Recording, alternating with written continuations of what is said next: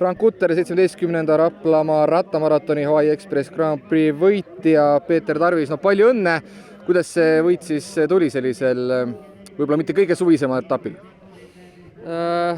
Võit ei tule kunagi kergelt, aga see oli mul kodumaraton ja olin hästi motiveeritud ka siin võitma ja alguses kohe panime üsna tugevalt ja tiimikaaslase Gergiga siin hoidsime tempot üle, Livosuur oli ka ja Toomas Lepik ja siis Vallukülani sõitsime neljakesi, seal oli mäefiniš, kus ma panin üsna tugevalt, nii et saime Gergiga kahekesi minema, siis ülejäänud osa sõitsime lihtsalt kahekesi, tegime koos tööd ja siis tulimegi koos niimoodi finišisse, et ma tulin natukene ennem üle, et ühest tiimist ja siin on niimoodi, et omavahel nii tugevalt ei võidelnud. See on sinu esimene etapivõit sellel hooajal?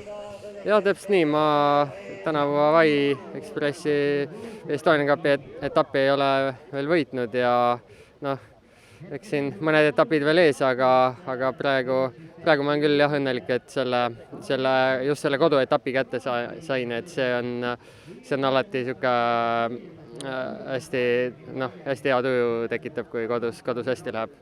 Gert Jõer täna siis selle Hawaii Express Grand Prix teine koht, aga Como Velo Plussiga võtsite ikkagi kaksikvõidu ära. Kas teil juba enne starti natuke oli paigas see, et lähete kahekesi siin ettepoole tegemist, nimelt nagu mainisid ka, et Peetri kodumaraton?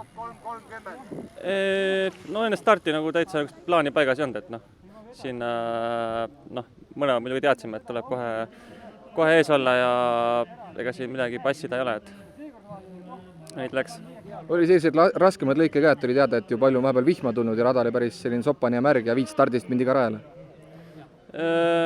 Seal eespool sõitis väga hull ei ole, et mõni koht libedam oli kurvides, et natuke pidi ikka ettevaatlikum olema, aga eespool jah hull ei olnud, et ma ei tea, kuidas seal tagapool kindlasti oli kõvasti mudasem, aga paar jooksukat tekkis siin Keava mägedes, aga mitte midagi hullu.